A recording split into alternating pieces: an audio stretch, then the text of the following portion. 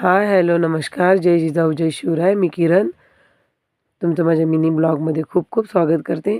माझे जर व्हिडिओ आवडले तर माझ्या चॅनलला नक्की सबस्क्राईब करा आणि व्हिडिओ आवडल्यास कमेंटमध्ये नक्की सांगा व्हिडिओ कसा आहे ते. कमेंट करून आणि व्हिडिओ शेवटपर्यंत नक्की बघा. हे इथे मी आज बनवणार आहे नारळासाठी वस्त्र. असं मला काही काही उरलेल्या कपड्यांपासून बनवायची सवय आहे आणि मला आवडते पण. तुम्हाला जर आवडते का नक्की सांगा. इथे मी छान असा चौकोनी कपडा कट करून घेतला अगोदर व्यवस्थित. जे एक्स्ट्राचा होता ते काढून घेतला आणि मग लगेच त्याचे 2 भाग केले नारळाची उंची मोजून आणि तिन्ही साईड त्याच्या शिवून घेतल्या. 2 भाग केले. थोडीशी लांब पट्टी पाहिजे कारण त्याच्या आपल्याला मिऱ्या कराव्या लागतात. लगेच 3 साईडनी शिवून घेतलं.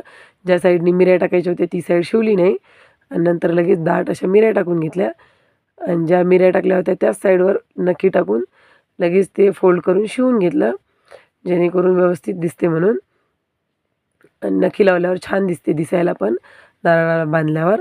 नारळाचं हे वस्त्र नक्की ट्राय करा तुम्ही. तुमच्या पण घरी नारळ असेल घटाचं. घट देवघरामध्ये घट असतोच प्रत्येकाच्या. आणि नंतर मग ते फोल्ड करून शिवून घेतल्याच्यानंतर त्याला साईडनी 3 साईडनी बांधायला बंद लागतात. बंद म्हणजे आपले जे कसे म्हणतो आपण ते. त्याच्यासाठी मग मी एक नखीच घेतली. नखी छान दिसते म्हणून पुन्हा. आणि नखीला 2 वेळा फोल्ड करून नखीवरून मशीन मारून घेतली आणि हे तुम्ही व्हिडिओमध्ये दाखवल्याप्रमाणे 2 ठिकाणी असं जॉईंट करून घेतलं ते बंद आणि नंतर वरून पण लावून घेतला व्हिडिओमध्ये जसं दाखवलेलं आहे त्याचप्रमाणे. आणि हे बघू शकता तुम्ही छान असं घटाचं नारळाचं वस्त्र बनवून आपलं तयार आहे. जास्त वेळ लागत नाही, फक्त अर्धा तास लागतो. आणि हे नारळाला अशा प्रकारे बांधायचं असते. तुमच्याकडे पण असेल तर नक्की सांगा मला. हे आणि नारळाला बांधल्यावर हे असं दिसते. छान दिसते नारळाला हे वस्त्र.